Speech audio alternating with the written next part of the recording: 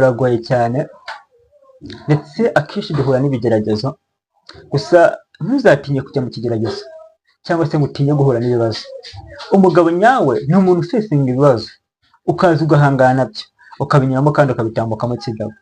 Tujye twizera Imana ko ya Mana yabanye na Sadraki na Meshaki na Abedenego, ya Mana yabanye na Daniyeli, ya Mana yabanye na Yozefu, ya Mana ntaho yagiye.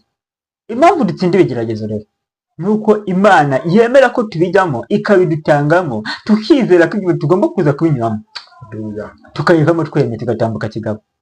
Ntawakoreye Imana ngo kubona isoni, ntawakoreye Imana ngo yikorere amaboko.